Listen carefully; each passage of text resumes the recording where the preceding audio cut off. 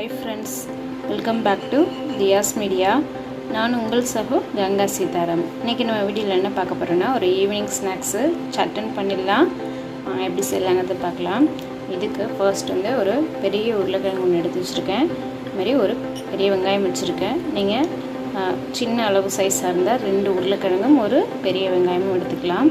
இது வந்து ஃபஸ்ட்டு உருளைக்கிழங்கு வந்து அந்த தோலெல்லாம் சீவிட்டு அலம்பிட்டு இந்த மாதிரி ஒரு பீலரில் வச்சு நம்ம வந்து சீவி எடுத்துக்க போகிறோம். வெங்காயத்தையும் நல்லா உரிச்சிட்டு இந்த மாதிரி ஒரு இதில் போட்டு நல்லா ஃபைனாக சாப் பண்ணி எடுத்துக்க போகிறோம். பண்ணி எடுத்துகிட்டு எப்படி செய்யலாங்கிறத பார்க்கலாம். ஸோ பாருங்கள், இந்த மாதிரி தோலெல்லாம் நீக்கிட்டு நான் வாஷ் பண்ணி வச்சுருக்கேன். இங்கே கொஞ்சம் கொத்தமல்லி கருவேப்பிலை வச்சுருக்கேன். இது ஆப்ஷனல், நீங்கள் வேணான்னா ஸ்கிப் பண்ணிக்கலாம். இதையுமே நல்லா நைஸாக கட் பண்ணிக்கலாம். இப்போ இது சீவி எடுத்துகிட்டு இதையும் ஃபைனாக சாப் பண்ணி எடுத்துக்கலாம். ஸோ இப்போ பாருங்கள், இந்த மாதிரி சீவி எடுத்தாச்சு. அவங்கள்ட்ட இவ்வளோ பெருசு அதையும் சீவிக்கலாம் உருளைக்கிழங்கு. அப்படி இல்லைன்னா நீங்கள் இந்த மாதிரி பொடி இந்த மாதிரி இருந்தாலும் நீங்கள் அதையும் சீவி எடுத்துக்கலாம் உருளைக்கிழங்க.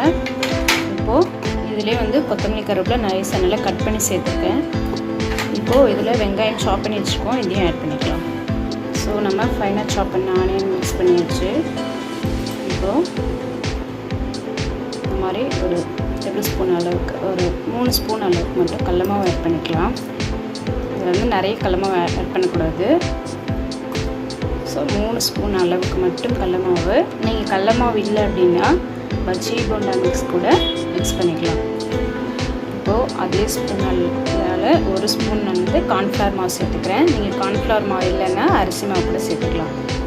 ஸோ அதே ஸ்பூனால் ஒரு 1/4 டீஸ்பூன் அளவுக்கு இல்லைன்னா நீங்கள் 1/2 டேபிள் ஸ்பூன் கூட சேர்த்துக்கலாம். இஞ்சி பூண்டு விழுது ஆட் பண்ணியிருக்கேன்.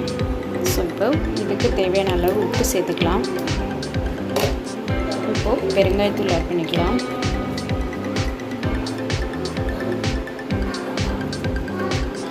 இப்போது காரத்துக்கு காரப்பொடி மிக்ஸ் பண்ணிக்கிறேன். இது அவங்க காரத்துக்கு தகுந்த நீங்கள் மிக்ஸ் பண்ணிக்கலாம். ஸோ இப்போ எல்லாம் மிக்ஸ் பண்ணி வச்சு இது நல்லாவே மிக்ஸ் பண்ணிட்டுருக்கலாம். இப்போது நீங்கள் இதில் தண்ணியே விட வேண்டாம். உருளைக்கிழங்குலையும் வெங்காயத்துலேயும் தண்ணி வெளிவரும், அதுவே போதுமானது.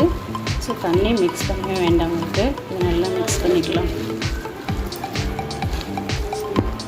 இது உங்களுக்கு காரப்பொடி டேஸ்ட் பிடிக்கல அப்படின்னா நீங்கள் நல்ல பச்சை மிளகாவை உங்களுக்கு காரத்துக்கு தகுந்த மாதிரி எடுத்து அதையும் நல்லா ஃபைனாக சாப் பண்ணி இதில் மிக்ஸ் பண்ணிக்கலாம். காரப்பொடியை தவிர்த்துட்டு தண்ணியே விடலை, ஆனாலும் எவ்வளோ தண்ணி இருக்குது பார்த்தீங்களா. இது வந்து உருளைக்கிழங்குலையும் வெங்காயத்துலேயும் வெளிவரது தான், நம்ம தண்ணியே மிக்ஸ் பண்ணல.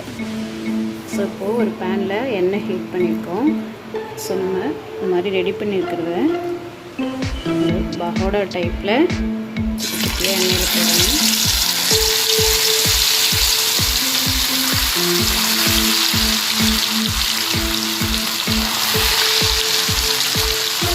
போட்டு நல்லா ஃப்ரை பண்ணி எடுத்துக்கலாம்.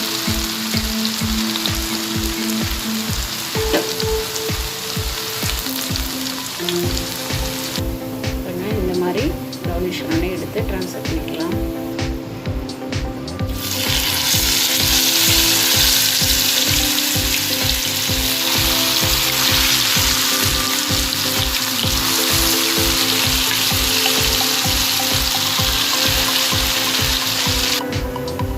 இந்தளவுக்கு ப்ரௌனிஷ் பண்ணி நம்ம ட்ரான்ஸ்ஃபர் பண்ணிக்கலாம்.